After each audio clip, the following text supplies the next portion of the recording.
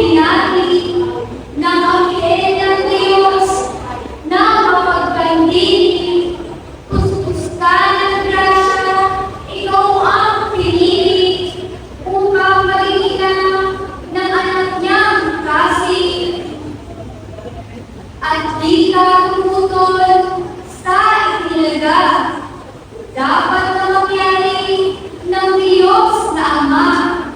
Sinilang sa mundo, bugtong na anak niya, upang siyang tubos ng sa taong sala.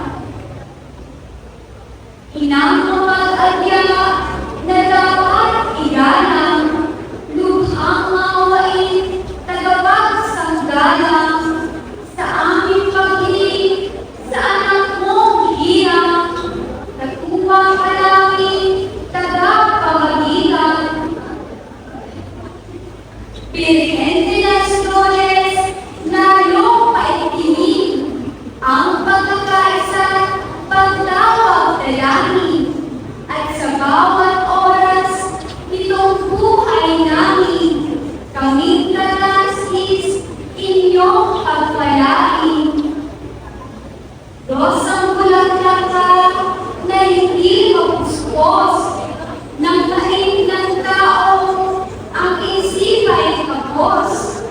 Inakang sa tao'y siyang umupo, lagi umaangay sa mahinang loob. Ang mga bulaklak na tubog sa lupa ay nananaywa sa iyong pagpapala. Kulay nilang puti ay dahilan pa ng kristal na linis, walang makapara.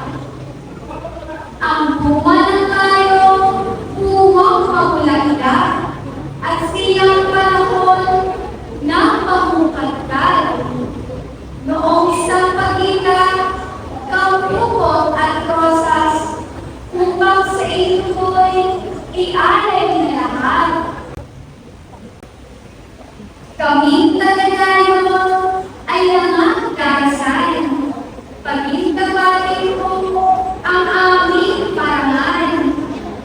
Birhen de las Flores, inang mapagmahal. Laging baybayin ang bulkan ng taan.